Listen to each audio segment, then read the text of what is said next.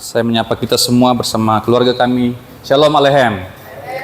Puji Tuhan, sekali lagi Tuhan berikan kita kesempatan yang sangat baik. Baiklah kita melihat ibadah ini sebagai sebuah sabat atau istirahat. Kita bersama dengan Tuhan, kita bersekutu dengan Tuhan, menerima firman Tuhan, masuk dalam hadirat Tuhan, menanti-nantikan Tuhan. Dan ketika kita menantikan Tuhan, Tuhan katakan bahwa kita akan dibaharui, kekuatan kita dibaharui, seperti seekor Raja Wali yang memandang kepada matahari. Demikian kita umat Tuhan memandang kepada kasih Tuhan, dan kita akan mendapatkan kekuatan yang kita butuhkan untuk menjalani kehidupan kita. Pada saat ini atau malam ini saya memberikan tema bagi kita, Nothing can separate us from God's love. Tidak ada yang dapat memisahkan kita dari kasih Allah. Tidak ada yang dapat memisahkan kita dari kasih Allah. Kita baca Roma pasal yang ke-8 ayat 31 mulai sampai 39. Kita mengakhiri pasal ini pada malam ini. Saya bersuka cita bisa menelusuri ayat-ayat kitab suci secara sistematis, dan saya mendapatkan banyak berkat Tuhan dari perenungan dan penyelidikan akan firman ini yang saya boleh bagikan kepada saudara. Ayat 31 sampai 39 seperti biasa kita baca secara bergantian. Saya akan bacakan terlebih dahulu ayat 31 dan kemudian saudara bacakan 32, demikian sampai seterusnya. Roma pasal 8 31 mulai. Sebab itu, apa yang akan kita katakan tentang semuanya itu? Jika Allah di pihak kita, siapakah yang akan melawan kita? Ia yang tidak menyayangkan anaknya sendiri, tetapi yang menyerahkan bagi kita semua. Bagaimana mungkin Dia tidak memberikan segala sesuatu kepada kita bersama-sama dengan Dia? Siapakah yang akan menggugat orang-orang pilihan Allah? Allah yang membenarkan mereka. Siapakah yang akan menghukum mereka? Kristus Yesus yang telah mati, bahkan lebih lagi, yang telah bangkit, yang juga duduk di sebelah kanan Allah, yang maha menjadi pembela bagi kita. Siapakah yang akan memisahkan kita dari kasih Kristus? Penindasan atau kesengsaraan, atau penganiayaan, atau kelaparan, atau ketelanjangan, atau bahaya, atau pedang? Seperti ada tertulis, oleh karena Engkau kami ada dan oleh maut semacam tadi, kami telah dianggap sebagai domba-domba sembelihan. Tetapi dalam semuanya itu kita lebih daripada orang-orang yang menang melalui Dia yang telah mengasihi kita. Sebab aku yakin bahwa baik maut maupun hidup, baik malaikat-malaikat maupun pemerintah-pemerintah, baik yang ada sekarang maupun yang akan datang, Atau kuasa-kuasa, baik yang di atas maupun yang di bawah, ataupun suatu makhluk lain, tidak akan dapat memisahkan kita dari kasih Allah yang ada dalam Kristus Yesus Tuhan kita. Amin, Bapak Ibu. Puji Tuhan. Ayat-ayat yang sangat menguatkan kita pada malam hari ini. Ya. Sebab itu, apakah yang akan kita katakan tentang semuanya itu? Jika Allah di pihak kita, siapakah yang akan melawan kita? Jika Allah di pihak kita, maka siapa saja yang melawan kita sedang melawan Allah. Ya, jika Allah di pihak kita, maka siapa saja yang mencoba-coba melawan kita, berarti dia sedang melawan Allah. Jika Allah di pihak kita, tiada satu pun yang dapat mengalahkan kita, karena Allah yang akan berperang bagi kita. Mungkin ada yang melawan, tetapi ayat ini menjelaskan bahwa perlawanan mereka tidak akan pernah berhasil. Ya. Orang beriman selalu menghadapi pertentangan. Orang beriman, orang percaya selalu dimusuhi. Tetapi semua musuh akan ditaklukkan. Siapa saja yang melawan Allah sedang mencari masalah bagi dirinya. Sebenarnya setiap orang yang mencoba melawan kekristenan atau memperlakukan orang percaya dengan cara yang tidak baik, dia sedang cari masalah dengan Tuhan. Amin Bapak Ibu. Kalau kita benar-benar umat Tuhan, orang percaya, maka ketika orang mencoba berperkara dengan kita, maka dia sedang berperkara dengan Tuhan. Ya. Dia sedang cari gara-gara dengan Tuhan. Prinsip ini sangat dipahami oleh Rasul Paulus yang menuliskan ayat ini, karena dia sendiri pernah mengalami hal yang sama. Coba ya, Saudari Desi bantu pembacaan. Coba kita lihat Kisah Para Rasul pasal 26.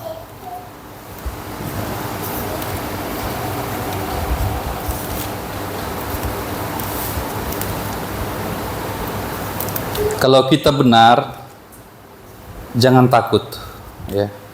Dan kita tidak perlu membela-bela diri kita tidak perlu membalas, ya.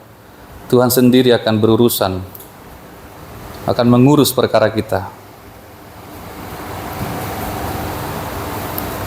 Pasal 26, Desi, ayat 14 mulai. Kami semua rebah ke tanah, dan aku mendengar suatu suara yang mengatakan kepadaku dalam bahasa Ibrani, Iya? Saulus, Saulus, mengapa engkau menganiaya aku? Iya. Terus? Sukar bagimu menendang segala orang Saul. Tetapi aku menjawab, siapa engkau Tuhan? Kata Tuhan, akulah Yesus yang engkau aniaya itu. Iya, sedikit saya berikan konteks dari ayat yang dibacakan oleh Desi. Pada saat itu Rasul Paulus memiliki kuasa penuh untuk menghabisi orang-orang Kristen, untuk menghabisi gereja. Dan dia mengejar orang-orang Kristen. Dia menganiaya orang-orang Kristen. Dan pada saat ini Yesus menampakkan diri. Dan ini dikatakan, mengapa engkau menganiaya aku? Paulus menganiaya orang Kristen. Paulus menganiaya gereja pada saat itu. Tetapi Yesus mengatakan bahwa Paulus sedang menganiaya Yesus. Siapakah engkau, Tuhan? Kata Tuhan kepadanya, akulah Yesus yang kau aniaya itu. Jadi Bapak Ibu, kalau ada orang yang menganiaya kita, dia sedang menganiaya Yesus. Amin? Ya. Jangan takut. Nah, di sini kita melihat ada dua hal yang saya kutip. Menganiaya murid Yesus Kristus berarti menganiaya Yesus Kristus. Ya. Menganiaya murid atau menganiaya umat Kristen, murid Yesus, itu berarti menganiaya Yesus sendiri. Dan kemudian yang kedua, sukar bagimu menendang gegala rangsang. Nah, ini dia Bapak Ibu ya. Bahasa-bahasa seperti ini memang agak sukar untuk kita pahami. Itu sebabnya beberapa saat yang lampau saya sampaikan sebuah informasi bahwa Lembaga Alkitab Indonesia melihat hal-hal seperti ini sehingga mereka merasa perlu untuk mencoba merubah bahasa yang semacam ini. Ini salah satu contoh yang saya akan bukakan nanti. Apa artinya hal ini? Ya, kalau kita baca sekilas atau satu kali kita akan bingung apa artinya. Sukar bagimu menendang kegala rangsang.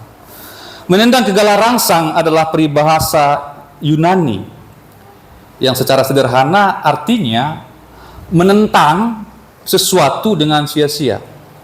Dalam hal ini menentang Tuhan atau melawan Tuhan. Itu yang dilakukan oleh Paulus. Melawan Tuhan atau menentang Tuhan adalah suatu pekerjaan yang sia-sia.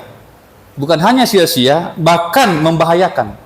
Kalau seseorang menentang Tuhan, melawan Tuhan, itu adalah pekerjaan sia-sia. Bahkan bukan hanya sia-sia, tapi itu adalah pekerjaan yang berbahaya. Ya. Galah rangsang adalah tongkat yang dipakai oleh petani. Ya. Tongkat semacam tongkat yang dipakai oleh petani untuk memecut binatang-binatang yang dipakai untuk membajak. Ya. Binatang-binatang yang dipakai untuk menarik beban atau membajak, seperti sapi misalkan, ya, dipakai untuk menarik beban, membawa barang-barang. Kemudian ketika binatang ini atau hewan ini malas atau lambat, kemudian dia dipecut, ya, itu namanya galah rangsang, alat untuk memecut hewan-hewan penarik beban. Nah, ketika tuan ini atau petani ini mencoba memecut hewan itu, kemudian si hewan ini biasanya menendang-nendang, ya, pakai kakinya menendang ke belakang untuk menendang galah rangsang tadi. Nah, itu adalah pekerjaan yang sia-sia karena kakinya tidak mungkin akan sampai kepada pecutan itu.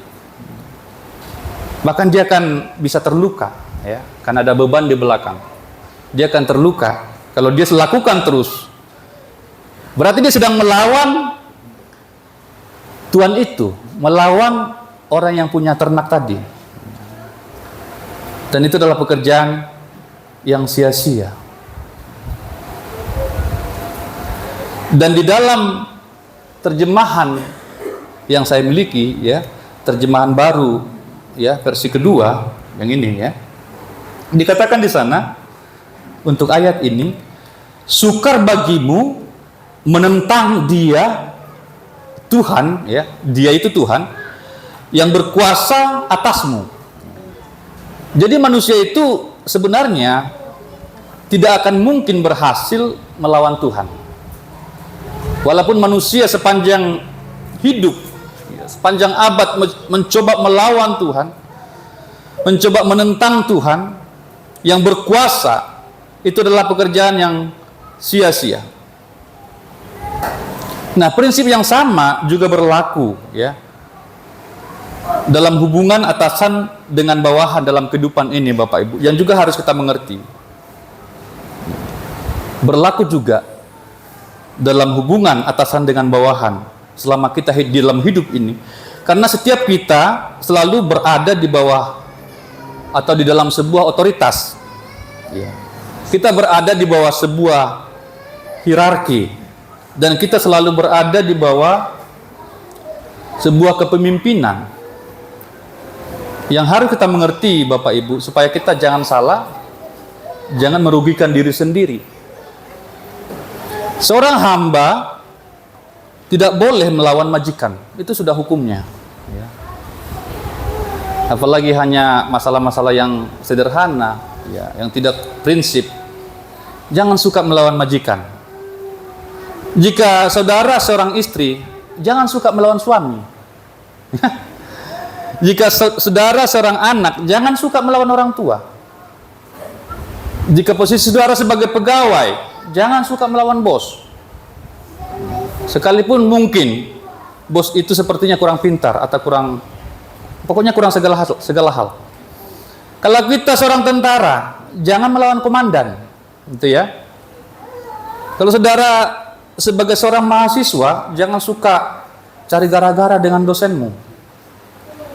Kalau saudara seorang siswa, jangan melawan guru. Kalau kita seorang bawahan, jangan suka melawan atasan. Bahkan saya catat di sini, kalau kita sedang dalam parkiran, gak usah melawan si tukang parkir, si jukir, karena dia yang menjadi otoritas di sana, dia menjadi pemimpin di sana. Ayo Pak, mundur Pak, mundur Pak. Kemudian dia bilang stop, stop. Kemudian kita melawan, saya tidak mau stop, saya mau mundur lagi. Ya kita nabrak nanti. Ya, dia yang sedang memimpin di sana. Jadi kita harus menghargai otoritas itu. Kalau dia suruh ke kanan, kita ke kanan. Kalau dia suruh ke kiri, ya kita putar ke kiri. Kalau jukirnya suruh stop, ya kita stop. Karena dia yang memegang kendali di sana. Jangan suka melawan. Intinya, kita harus tahu di mana posisi kita dan kita harus tunduk kepada otoritas kita. Jangan suka melawan pemerintah. Karena itu adalah prinsip yang diajarkan oleh kitab suci. Bapak Ibu, kita tidak tahu berapa banyak, ya kalau kita hitung sudah berapa banyak kita rugi, ya, karena kita melawan atasan kita. Mungkin kita tadinya sudah bisa menjadi manajer, ya, bisa menjadi direktur kalau kita mau taat kepada atasan kita. Tetapi nyatanya seringkali kita melawan, ya, melawan atasan kita, ya. Kita merasa benar, kita merasa lebih tahu, merasa lebih pintar, kita menghina atasan kita, sehingga banyak kerugian-kerugian yang kita alami. Sedikit tidak sesuai dengan pikiran kita, langsung kita lontarkan kata-kata yang pedas. Ya. Itu berlaku juga dalam kehidupan ini, dalam kehidupan bermasyarakat. Ya. Dalam kehidupan bergereja, dalam kehidupan berumah tangga, berkeluarga, di mana saja itu ada otoritas di sana yang harus kita hormati. Ya. Lebih lagi kalau kita berhadapan dengan sang penguasa atas segala sesuatu, yaitu Tuhan sendiri. Ya. Kita harus sungguh-sungguh tunduk. Kita harus sungguh-sungguh taat kepada Tuhan. Percuma melawan Tuhan. Bukan hanya percuma, tapi itu akan merugikan kita. Sukar bagimu menendang kegala rangsang. Sukar bagimu melawan orang yang berkuasa atasmu. Dan itu yang dilakukan oleh Paulus pada saat itu. Dia melawan Tuhan, dia menganiaya Tuhan, menganiaya Yesus Kristus. Tetapi dia pada saat itu sebenarnya tidak sadar, Bapak Ibu. Karena setelah ini, kalau saudara baca selanjutnya yang dibacakan oleh Desi tadi, ayat 16 berikutnya, nanti Yesus akan memanggil Paulus untuk menjadi hamba, ya, menjadi pekerja, pemberita Injil. Karena dia pada saat itu tidak sadar, tidak tahu bahwa dia sedang melakukan sesuatu yang bodoh, sesuatu yang salah. Dia sedang menganiaya umat Tuhan. Ya. Itu ayat 31, Bapak Ibu. Kemudian kita lihat selanjutnya ayat 32. Poinnya di sini adalah Allah pasti akan mengaruniakan segala sesuatu yang kita perlu. Amin, Bapak Ibu. Ya. Allah pasti akan memberikan atau menyediakan segala sesuatu yang kita butuhkan. Paulus menulis ayat ini dengan cara yang sangat masuk akal. Karena dikatakan, jika ia tidak menyayangkan anaknya sendiri, tetapi menyerahkannya bagi kita semua, bagaimana mungkin ia tidak mengaruniakan segala sesuatu kepada kita bersama-sama dengan dia? Artinya, jika anaknya sendiri telah dikaruniakan kepada orang percaya, apalagi yang lain. Anaknya ini adalah yang paling berharga bagi Tuhan, bagi Allah. Apalagi hal-hal yang sederhana, ya. Tapi seringkali kita masih tidak paham di sini, Bapak Ibu, ya. Masih bolak-balik bergelut di hal-hal seperti ini. takut lagi soal kebutuhan, takut lagi soal masa depan, ya. Allah telah memberikan Yesus bagi kita, anak yang satu-satunya, yang tunggal.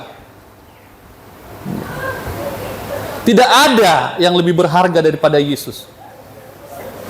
Tidak ada yang lebih mulia daripada Yesus yang dimiliki oleh Allah Bapa di sorga. Dan Yesus telah diberikan kepada kita. Jika Yesus sendiri tidak disayangkan, artinya tidak disayangkan, diberikan, dikaruniakan. Kita sudah baca minggu yang lampau, ya, Yohanes 3 ayat 16. Karena kasihnya kepada kita. Kalau Yesus sendiri sudah diberikan, apalagi yang lain, apalagi hal-hal yang sederhana. Ya, jangan ragu, jangan takut. Karena Yesus Kristus lebih penting dari apapun. Saya catat di sini, jika yang termulia telah dianugerahkan, apalagi hal-hal yang sepele, hal-hal yang lainnya, makanan, minuman, pakaian, dan soal masa depan kita. Jadi jangan lagi bolak-balik takut soal-soal yang sederhana, saudara. Mari kita sungguh-sungguh mencari yang lebih. Ya. Itu sebabnya Yesus memerintahkan, carilah dahulu perkara-perkara yang di atas. Carilah dahulu kerajaan Allah, hal-hal yang lebih mulia, hal-hal yang lebih tinggi nilainya daripada yang sementara tadi. Ini maksudnya. Allah pasti mengaruniakan segala sesuatu yang kita perlu, karena Allah telah membuktikan mengaruniakan anaknya kepada kita. Berikutnya ayat 33. Saya ambilkan 2 poin dari sana. Pertama, tidak ada yang dapat menggugat kita karena Allah telah memilih kita. Kita adalah orang-orang pilihan Allah. Amin, Bapak Ibu? Iya. Orang-orang pilihan Allah. Kita sendiri, Bapak Ibu, terutama yang sudah punya istri, memilih seseorang untuk menjadi istri kita. Ketika kita memilih seorang wanita ini menjadi istri kita, maka kita akan menjaga, kita akan memelihara sebatas kemampuan kita. Ya. Kita tidak mau ada orang yang menggugat, yang mencoba macam-macam kepada istri kita. Ya. Apalagi Allah yang telah memilih kita. Dia tidak akan biarkan ada seorang pun yang menggugat. Ya, yang menggugat kita. Karena Dia yang memilih kita. Coba Desi, ini juga ditegaskan oleh Yesus dalam Yohanes 15 ayat 16. Kita harus camkan dengan baik soal pilihan ini, bagaimana Allah memilih kita, itu sebuah status yang sangat kuat. Yohanes 15 ayat 16, Desi. Bukan kamu yang memilih aku, Iya. tapi akulah yang memilih kamu. Dan aku telah menetapkan kamu, supaya kamu pergi dan menghasilkan buah, dan buahmu itu tetap, supaya apa yang kamu minta kepada Bapa dalam namaku, diberikannya kepadamu. Dia yang memilih kita. Amin. Dan Yesus juga mengatakan di tempat yang lain bahwa tidak ada yang dapat merebut domba-domba itu dari tangan Yesus dan dari tangan Bapa. Coba ayat 27-29 pasal 10 ya. Yohanes pasal 10 ayat 27 sampai 29, Desi, silakan.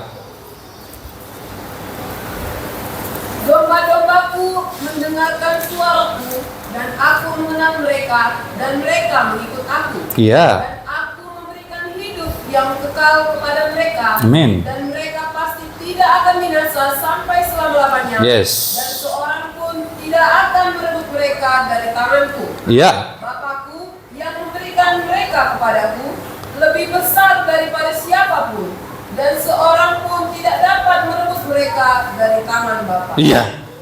Kita sebagai domba-domba Yesus ada di tangan Yesus dan ada di tangan Bapa. Amin. Maka tidak akan ada yang bisa merebut kita dari tangan Tuhan yang kuat ini. Coba sekali lagi ayat yang 29 tadi, Des, dengan tegas. Bapakku yang memberikan mereka kepadaku Iya. lebih besar daripada siapapun, dan seorang pun tidak dapat merebut mereka dari tangan Bapa. Iya. Tidak ada satupun yang dapat merebut mereka dari tangan Yesus dan juga dari tangan Bapa. Dan kalau dibaca ayat berikutnya itu, aku dan Bapa adalah satu. Ayat 30, aku dan Bapa adalah satu, kata Yesus. Tidak ada yang dapat menggugat kita. Tidak ada yang dapat merebut kita dari tangan Yesus dan dari tangan Bapa. Yang kedua, tidak ada yang dapat menghukum kita karena Allah telah membenarkan kita. Tidak ada yang dapat menghukum kita karena Allah telah membenarkan kita. Coba Desi ke Roma kembali ya, Roma pasal 8, pasal yang sama. Ayat yang pertama kita sudah pelajari sebenarnya, tapi coba kita ulang ya. Karena firman Tuhan ini berkesinambungan ya, kita harus melihat ayat-ayat sebelumnya ya, itu pasti ada hubungannya. Ayat 1 Desi. Demikianlah sekarang tidak ada penghukuman bagi mereka yang ada di dalam Kristus. Ya, tidak ada penghukuman lagi bagi kita yang ada di dalam Kristus. Tidak dapat digugat dan tidak dapat dihukum. Ini sesuatu yang luar biasa, merupakan jaminan bagi kita. Ayat berikutnya 34 ya. Saya mengambil poin bahwa Kristus Yesus adalah pembela kita. Kristus Yesus adalah pembela kita. Yesus yang mana? Yesus yang telah mati ya, yang katakan oleh kitab suci. Kemudian Yesus itu telah bangkit, dan kemudian Yesus telah duduk di sebelah kanan Bapa. Kita harus jelas, Bapak Ibu Saudara, harus jelas dengan Yesus yang mana. Kita harus jelas meletakkan iman kita pada Yesus yang mana. Kita harus jelas perihal Yesus mana yang kita maksud. Yesus yang kita imani adalah Yesus yang disaksikan oleh kitab suci, Alkitab. Saya tekankan ini karena sekarang ada banyak bernama Yesus ya. Di Filipina, di Meksiko banyak nama Yesus. Tapi bukan itu yang kita imani. Amin. Ada Yesus Camacho juga, pendeta juga ya. Pendeta kita juga namanya Yesus Camacho. Ya, orang Filipina. Jadi harus jelas. Ada juga Yesus petinju, pemain bola, macam-macam. Ada juga Yesus yang disebutkan oleh orang-orang lain. Makanya Yesus juga katakan hati-hati dengan Mesias palsu. Mengaku-ngaku atas nama Yesus. Ya. Karena Yesus ini luar biasa sehingga orang suka dengan nama Yesus ini. Ya, jadi harus hati-hati. Ya. Yesus yang kita sembah, Yesus yang kita imani, yang adalah juru selamat kita adalah Yesus yang dikatakan oleh kitab suci. Yesus yang mati, ya itu dia ya. Yang telah mati, yang telah bangkit, sekarang ada di sorga dan duduk di sebelah kanan Allah Bapa. Melihat kita, memantau kita. Kalau ada masalah, Yesus langsung turun tangan.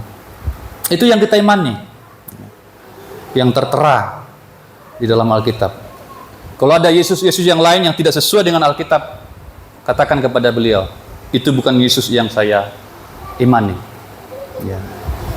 Karena sekali lagi, apalagi saudara suka nonton-nonton apologetika, ada banyak Yesus-Yesus palsu di sana. Kita harus hati-hati. Yesus mana yang dia maksud? Yesus yang kita imani sekali lagi adalah Yesus yang telah mati bagi kita, yang telah bangkit, yang telah naik ke sorga, duduk sebelah kanan Bapa, dan nanti akan kembali untuk menjemput kita mempelainya. Amin. Ya, harus jelas, ya. Jangan asal Yesus. Tuhan Yesus Kristus, ya, itu namanya. Kemudian kita akan coba melihat ya, kita summary ya. Nas ini, tidak ada yang dapat memisahkan kita dari kasih Allah. Ya. Tidak ada yang dapat memisahkan kita dari kasih Allah. Mengapa? Ya. Pertanyaannya mengapa? Tidak ada yang dapat memisahkan kita dari kasih Allah. Di sini Paulus memberikan 5 argumentasi. Ya. Ini cara lain untuk membahas atau untuk melihat nas ini supaya kita lebih jernih Ya, mengapa dikatakan tidak ada yang dapat memisahkan kita dari kasih Allah? Pertama, argumentasinya atau alasannya adalah karena Allah bagi kita. God is for us. Ayat 31, ya. Allah itu bagi kita. Itu dibuktikan bahwa Allah telah memberikan anaknya. Allah telah memberikan anaknya, yaitu Yesus Kristus. Itu ayat 32, ya. Kemudian Yesus Kristus juga disebut adalah untuk kita atau bagi kita, ayat 34. Kemudian Roh Kudus juga bagi kita, ya. Kemudian dikatakan bahwa Allah turut bekerja bagi kita. Jadi Allah bagi kita. Tiga-tiga pribadi ini, Yesus Kristus, Roh Kudus, dan Allah Bapa itu bagi kita. Bekerja sama untuk kepentingan kita. Luar biasa. Allah membuat segala sesuatu bekerja bagi kita. Kita boleh yakin Bapak Ibu untuk memasuki setiap hari dengan sebuah kebenaran bahwa Allah selalu berada di pihak kita. Amin Bapak Ibu. Iya. Sehingga kita tidak khawatir lagi menjalani hari-hari kita. Kita tidak perlu takut. Karena sebagai Bapa, ya, kita memanggil dia Bapa, Daddy dalam bahasa Inggris, Bapa, ya, yang mengasihi kita, yang penuh dengan kasih, maka ia pasti menyediakan yang terbaik bagi kita. Dia mengharapkan yang terbaik bagi anak-anaknya. Meskipun kita harus mengalami berbagai pencobaan. Ini nanti akan kita lihat Bapak Ibu. Ya, Tuhan mengizinkan semua pencobaan itu memang. Tetapi ingatlah bahwa Tuhan tidak pernah salah. Ya, Tuhan tetap memegang kendali di tengah-tengah semua pencobaan dan penderitaan yang boleh kita alami. Dia selalu hadir bagi kita.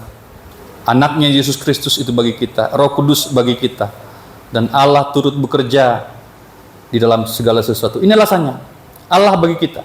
Kemudian yang kedua, mengapa tidak ada yang dapat memisahkan kita? Yang kedua adalah Christ died for us. Kristus mati bagi kita. Ayat 32. Coba sekali lagi Desi.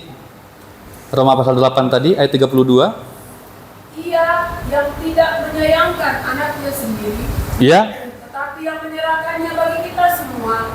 Bagaimanakah mungkin Dia tidak mengaruniakan segala sesuatu kepada kita bersama-sama dengan Dia?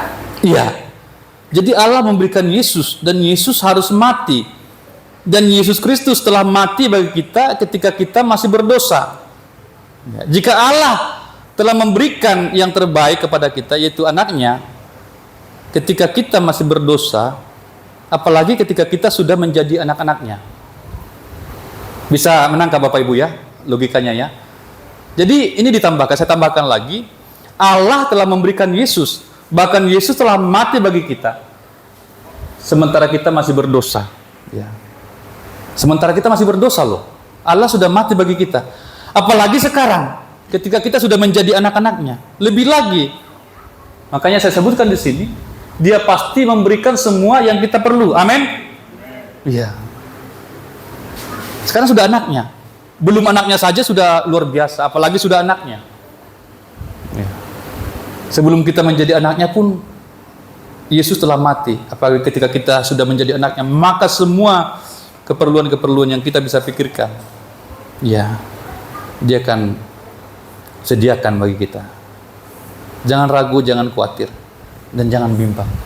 Karena seringkali hal-hal ini yang masih membuat kita takut, ya.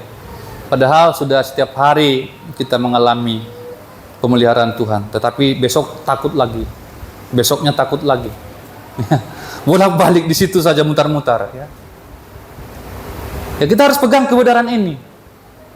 Tuhan telah pelihara sejauh ini. Kita sudah banyak bersaksi tentang penyertaan Tuhan, tentang pemeliharaan Tuhan. Tapi kenapa takut lagi? Kenapa takut lagi? Ya, ingat bahwa Yesus Kristus telah mati bagi kita pada saat kita masih berdosa loh Bapak Ibu. Apalagi sekarang, ketika kita sudah menjadi anaknya.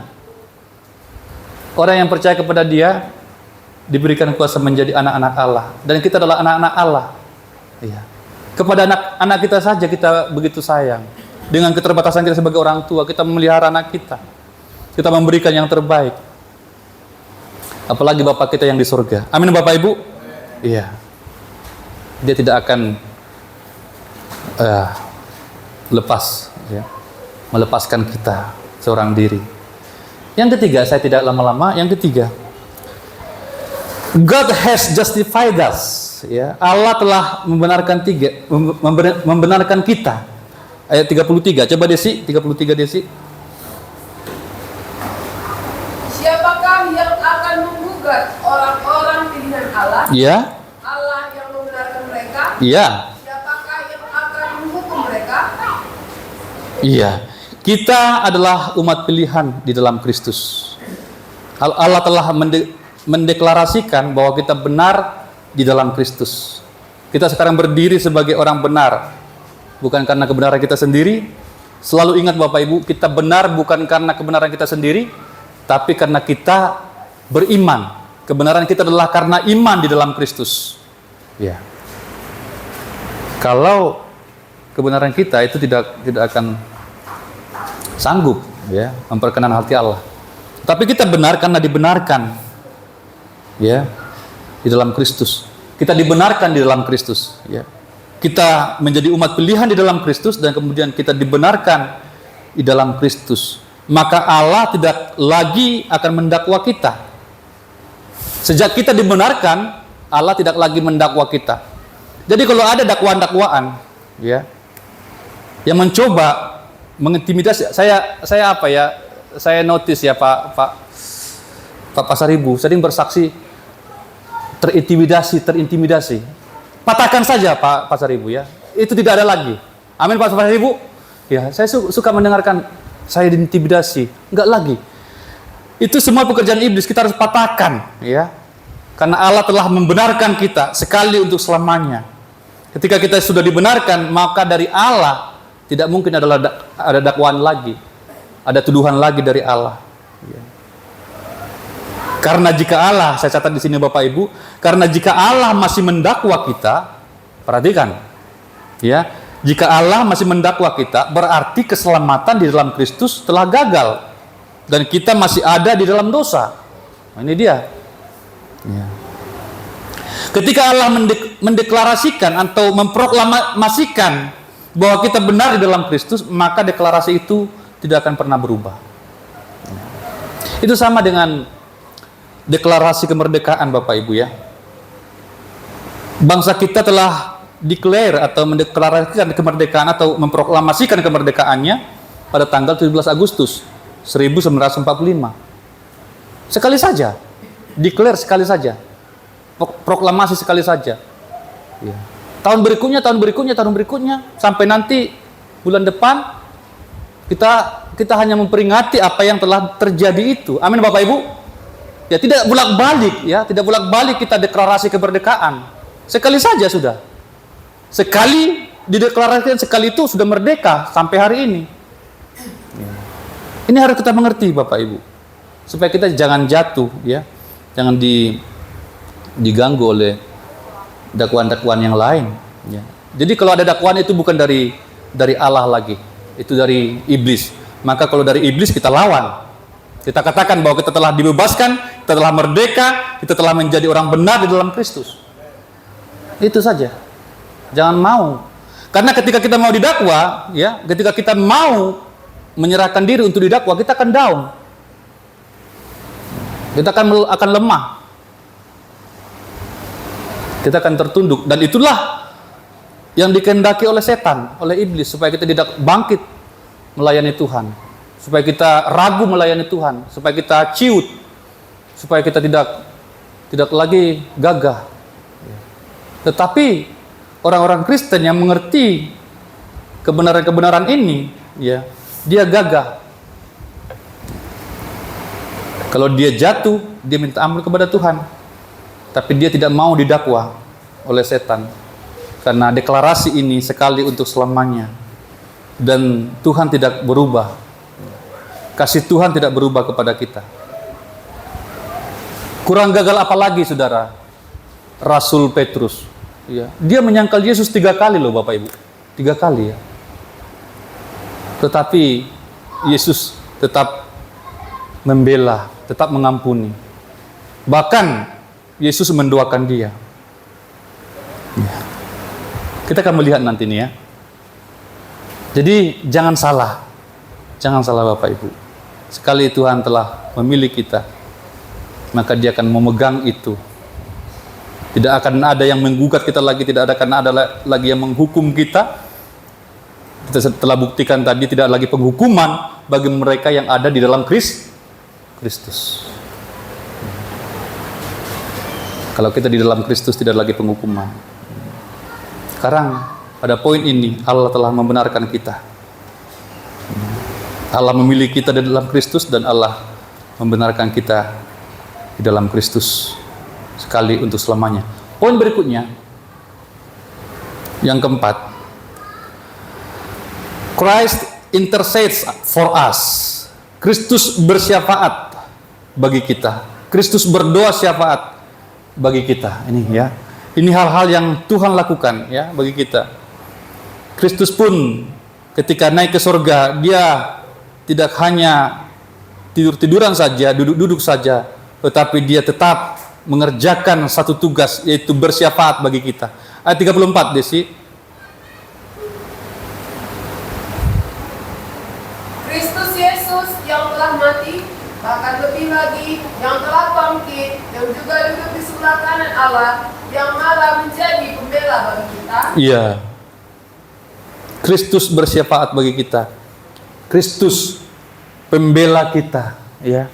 Jadi sebenarnya kata pembela itu bersyafaat ya dalam bahasa Inggris. Kalau saudara punya Alkitab bahasa Inggris, itu bersyafaat, intercedes, ya, interceding ya, untuk kita, bersyafaat bagi orang-orang benar, ya. Jadi ketika Yesus naik ke surga, Dia tidak selesai, Dia masih bekerja. Di Yohanes dikatakan bahwa Dia menyediakan tempat bagi kita, dan di sini dikatakan bahwa Kristus bersyafaat bagi kita, berdoa bagi kita. Kemudian kita lihat juga ayat sebelumnya bahwa Roh Kudus juga bersyafaat. Ya, coba Desi ayat 26-27 pasal yang sama. Demikian juga Roh membantu kita dalam kelemahan kita. Iya. Sebab kita tidak tahu bagaimana sebenarnya harus berdoa. Iya. Tapi Roh sendiri berdoa untuk kita kepada Allah dengan keluhan-keluhan yang tidak terucapkan. Iya.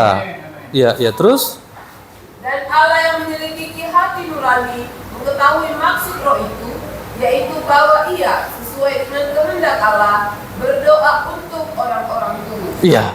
Ini Kristus bersyafaat, Roh Kudus juga bersyafaat, berdoa bagi kita dengan keluhan-keluhan yang tidak terucapkan, tidak berhenti, Bapak Ibu. Maka dua syafaat ini, syafaat dari Yesus Kristus dan syafaat dari Roh Kudus, memastikan orang percaya aman, ya, aman. Juru selamat yang sama yang mati bagi kita bukan hanya juru selamat ketika Dia ada di bumi, tapi ketika Dia naik ke surga, Dia juga masih tetap berdoa, bersyafaat bagi kita di surga. Kristus sudah mati, Kristus juga masih bersyafaat bagi kita. Dan sebagai imam besar, Kristus memberikan anugerah. Dikatakan oleh Ibrani, coba Ibrani ya, Desi. Ibrani 4 ayat 14 sampai 16. Ibrani 4. Karena kita sekarang mempunyai imam besar agung, Iya. yang telah melintasi semua langit, yaitu Yesus, Anak Allah. Dia imam besar, terus? Baiklah kita teguh berpegang pada pengakuan iman kita. Ya. Sebab imam besar yang kita punya bukanlah imam besar yang tidak dapat turut merasakan kelemahan-kelemahan kita. Iya. Sebaliknya, sama dengan kita, Dia telah dicobai, hanya tidak berbuat dosa. Terus? Sebab itu, marilah kita dengan penuh keberanian menghampiri tahta kasih karunia, Iya. supaya kita menerima rahmat dan menemukan kasih karunia untuk mendapat pertolongan kita pada waktunya. Amin. Iya. Kalau kita mengerti ini, bahwa Tuhan Yesus Kristus sebagai imam besar yang selalu bersyafaat bagi kita, maka dikatakan kita memiliki keberanian percaya untuk menghampiri tahta kasih karunia Allah. Dia membela kita. Kristus mengampuni dosa kita dan memulihkan persekutuan kita dengan Bapa. Ya. Coba 1 Yohanes 1 ayat 9, supaya saudara diyakinkan. 1 Yohanes 1 ayat 9. Jika kita mengaku dosa kita, maka Ia adalah setia dan adil, sehingga Ia akan mengampuni segala dosa kita dan menyucikan kita dari segala kejahatan. Ya, jadi kalau kita jatuh, ya kita mohon ampun langsung. Jangan tunggu-tunggu. Ya, mohon ampun kepada Tuhan dan Tuhan pasti mengampuni kita. Bapa pasti mengampuni kita. Terus jika kita berkata bahwa kita tidak ada berbuat dosa, maka kita membuat Dia menjadi pendusta. ya, Firman-Nya tidak ada di dalam kita. ya kita masih bisa jatuh, masih bisa berbuat dosa. Ya, kalau kita mengatakan kita sudah tidak berbuat dosa, kita malah pendusta. Selanjutnya ayat 1 sampai 2. Anak-anakku, hal-hal ini kutuliskan kepada kamu, supaya kamu jangan berbuat dosa. Namun jika seorang berbuat dosa, Iya. kita mempunyai seorang pengantara pada Amin, amin. yaitu Yesus Kristus yang adil. Iya, Dan Ia adalah pendamaian untuk segala dosa kita. Iya. Dan bukan untuk dosa kita saja, tetapi juga untuk dosa seluruh dunia. amin. Iya. Jadi ini memang Yohanes katakan supaya kita jangan berbuat dosa. Tetapi dikatakan lagi ayat-ayat yang berikutnya, namun jika seseorang berbuat dosa, tapi kalau kita masih berbuat dosa, jatuh ke dalam dosa, ya kita masih mempunyai pengantara kepada Bapa, yaitu Yesus Kristus, yang saat ini ada di sebelah kanan Bapa. Dia membela kita. Dia siap selalu. Ketika ada orang dari bumi minta ampun, ya mengaku dosa, dia langsung. Itu Bapak minta ampun si Desi. Langsung. Tidak ada macam-macam. Tidak ada usah lagi potong kambing, potong korban. Ya kalau dulu ya repot sekali. Sekali Pak Utagal berdosa harus cari lembu sapi yang paling gemuk, bawa kepada imam. Waduh repot sekali. Tapi sekarang Bapak Ibu luar biasanya, karena Yesus Kristus telah menjadi korban tebusan yang sempurna. Nah, sekali untuk selamanya. Sekarang gampang sekali. Ketika kita jatuh ke dalam dosa, kita mohon ampun langsung. Dan Dia langsung mengampuni kita. Amin. Iya. Tidak ada tuduhan-tuduhan lagi. Jadi jangan mau dituduh karena kita sudah minta ampun. Ya. Ini sering kali. Karena kalau kita berada dalam dakwaan itu, ya, tidak selesai. Akhirnya kita semakin jauh dari Tuhan, semakin jauh dari Tuhan, semakin merasa tidak layak. Ya, itu yang membuat kita makin down, makin down, makin down. Dan itulah yang dikehendaki oleh iblis. Tapi sekali lagi, ketika kita jatuh, setiap kali kita jatuh, kita langsung mohon ampun kepada Tuhan. Saya sampaikan tadi bahwa Petrus juga menyangkal Yesus.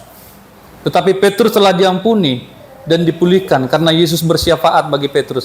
Coba, ini sebelum Yesus ya, sebelum Yesus mati nih ya. Kita tahu kisah ini. Coba Desi, Lukas pasal 22. Kita harus mengerti benar ini ya, konsep ini. Konsep imam besar yang bersyafaat. Silakan 31 dan 32. Simon, Simon, lihat, iblis telah menuntut untuk menampi kamu seperti gandum. Iya. Tetapi aku telah berdoa untuk engkau, Iya. supaya imanmu jangan gugur. Iya. Dan engkau, jikalau engkau sudah insaf, kuatkanlah saudara-saudara. Iya. Jadi Tuhan berdoa, Yesus berdoa bagi kita supaya iman kita tidak gugur. Ya, jangan gugur. Ini yang dilakukan oleh Yesus di sini. Yesus langsung berdoa bagi Petrus supaya iman Petrus jangan gugur. Ya. Dan kita lihat ketika Yesus sudah bangkit dari kematian, Yesus menjumpai Petrus dan memberikan sebuah tugas besar bagi Petrus. Ya. Setelah dia dipulihkan dan Yesus memberikan tugas pengembalaan. Apakah engkau mengasihi aku? Sampai 3 kali Yesus bertanya kepada Petrus. Dan Petrus sangat sedih. Ya, sampai ketiga kali. Ya. Dan akhirnya Yesus memulihkan Petrus dan Yesus memberikan tugas penggembalaan. Gembalakanlah domba-dombaku. Ya, berarti masih dipercaya. Walaupun Petrus itu sudah kurang ajar menyangkal Yesus, tetapi Yesus bela. Itu namanya pembela. Ya, Yesus bela. Jadi Bapak Ibu, bukan hanya soal iman kita, tapi iman kita pun dibela oleh Yesus. Amin. Iya. Kita ini seringkali lemah. Ya. Tetapi mengapa masih ada? Mengapa masih eksis? Saya yakin karena pelayanan dua syafaat ini. Dua syafaat Yesus Kristus dan dua syafaat Roh Kudus. Kalau enggak, Petrus sudah jatuh, sudah tidak lagi menjadi rasul. Itu yang terjadi pada Yudas ketika Yudas berdosa. Ya, Yudas. Ini masalahnya Bapak Ibu. Yang saya lihat ya, masalahnya dengan Yudas. Sebenarnya saya yakin ini. Andaikan Yudas datang kepada Yesus, ya, dan mohon ampun, ya pasti diampuni. Tetapi Yudas malah bunuh diri. Nah, ini dia.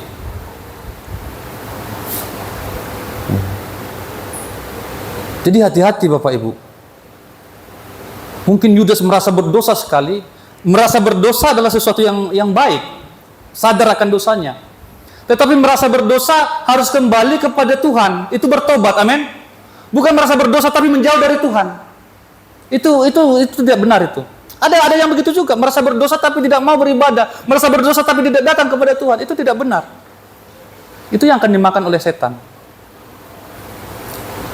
Si Yudas merasa berdosa tapi dia menjauh dari Yesus, dia menjauh dari Tuhan. Dia mengambil jalannya sendiri.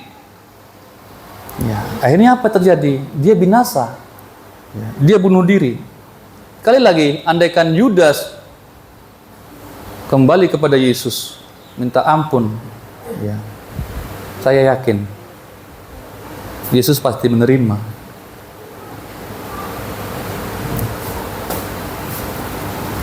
Yesus senantiasa bersyafaat bagi kita, bagi setiap kita, sebuah pelayanan yang menjamin bahwa kita akan tetap aman. Berikutnya yang terakhir, Christ loves us. Kristus mengasihi kita. Ayat 35 sampai 39, ya.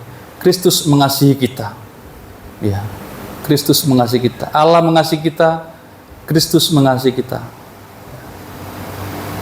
Nah, di sini Bapak Ibu, Allah mengasihi kita, tetapi Ia tidak menghindarkan kita dari kesukaran. Di sini kita seringkali salah paham. Ya.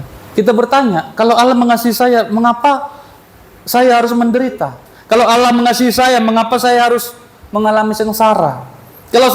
Kalau Allah mengasihi saya, Kristus mengasihi saya, mengapa saya mengalami hal-hal yang pahit?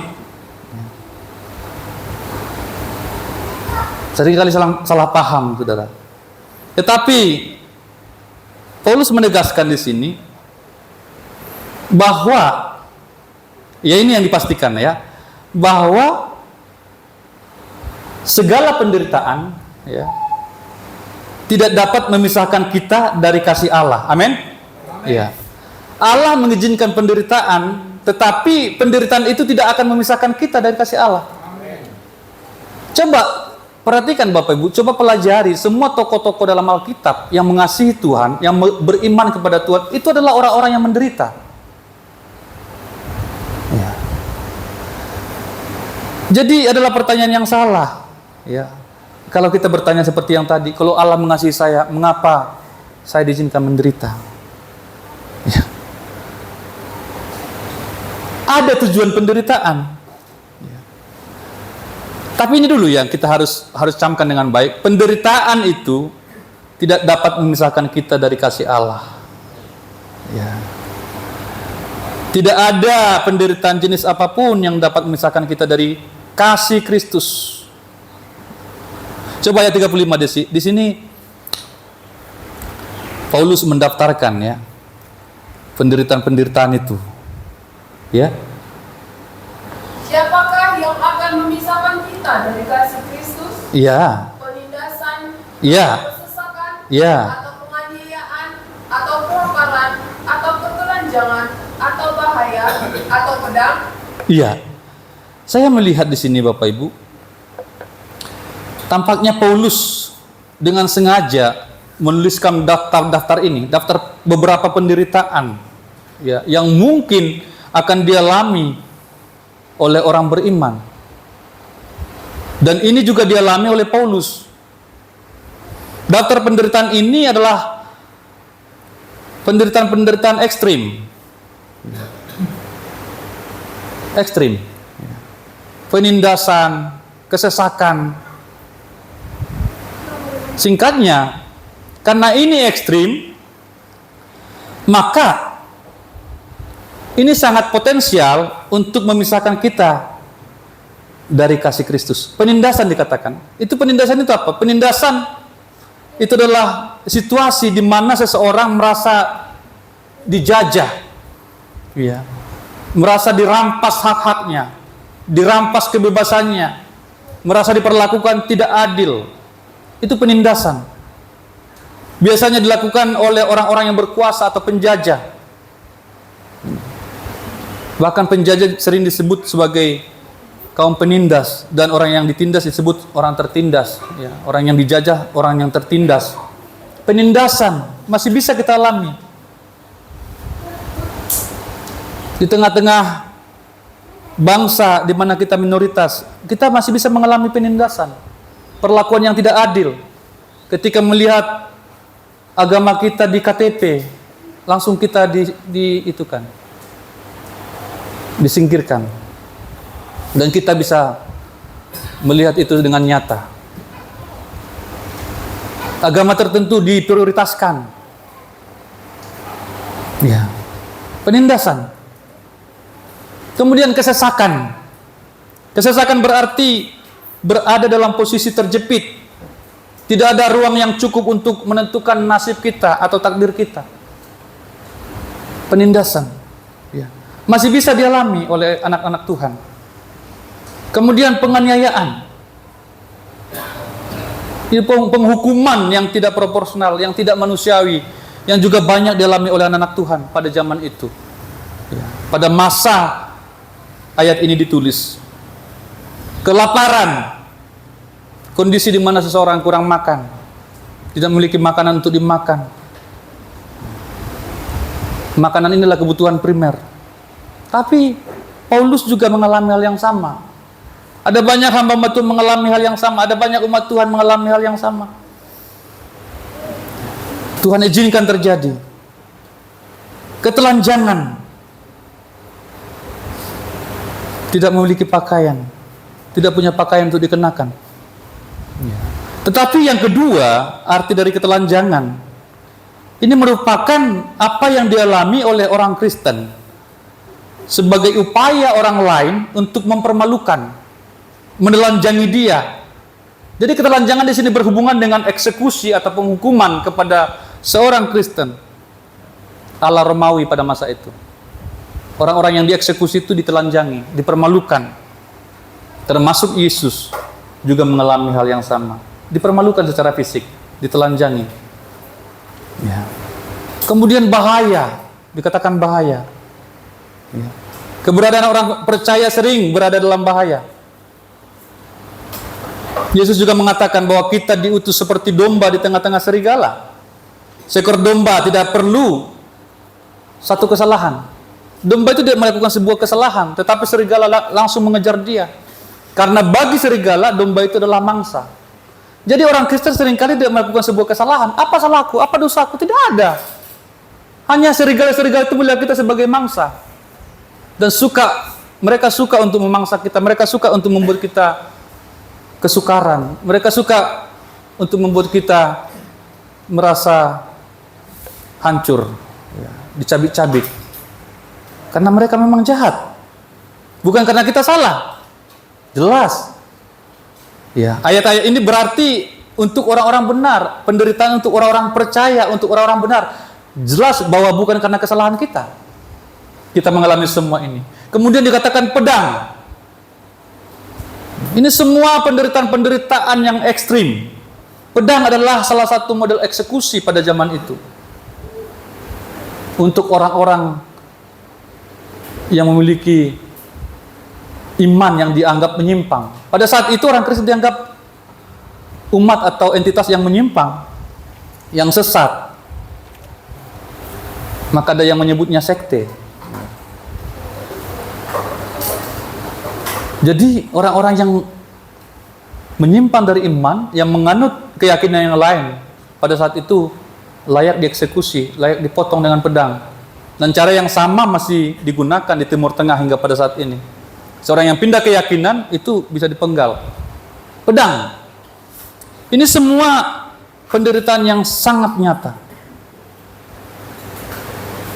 Dan ketika ini terjadi, ya, Tuhan tidak meminta kita membalas. Ya, Tuhan tidak meminta kita membalas. Itu sebabnya di ayat 36, coba Desi, ini sikap, ini kondisi, dan ini sikap yang harus ditunjukkan oleh orang Kristen. 36, ya. Seperti ada tertulis, oleh karena engkau kami ada dalam bahaya. Ya, perhatikan Bapak Ibu ya, sekali lagi saya katakan, bukan karena salah, bukan karena dosa, bukan karena kejahatan, tetapi karena Tuhan. Iya. Orang Kristen mengalami ini karena Tuhan, karena imannya kepada Tuhan. Kami mengalami bahaya maut sepanjang hari, terus kami telah dianggap sebagai domba-domba sembelih. iya, ini kondisinya. Aku mengutus kamu seperti domba di tengah-tengah serigala. Maka cerdiklah seperti ular, tulus seperti merpati, kata Yesus. Ini kondisi kita, dan kalau kita menjadi orang benar, ya, kita akan berada dalam kondisi-kondisi ini. Tetapi sekali lagi, Paulus memastikan bahwa semua ini tidak akan memisahkan kita dari kasih Kristus. Amin. Kan pada ujungnya, paling-paling terakhir adalah mati. Ya. Seringkali kita salah juga memahami kematian. Mengapa anak Tuhan mati dengan cara yang mengenaskan semacam ini, dipotong dengan pedang, ya, dieksekusi. Tetapi kita jarang sekali melihat, ya, atau memahami bahwa hal ini telah mengakibatkan banyak keuntungan bagi pemberitaan Injil. Bahkan di tengah bangsa kita, bangsa Batak, harus ada 2 dulu penginjil atau 3 orang penginjil yang harus mati dengan cara yang sadis, sehingga bangsa kita menerima Injil. Dan saat ini kita telah menjadi anak Tuhan. Harus ada korban.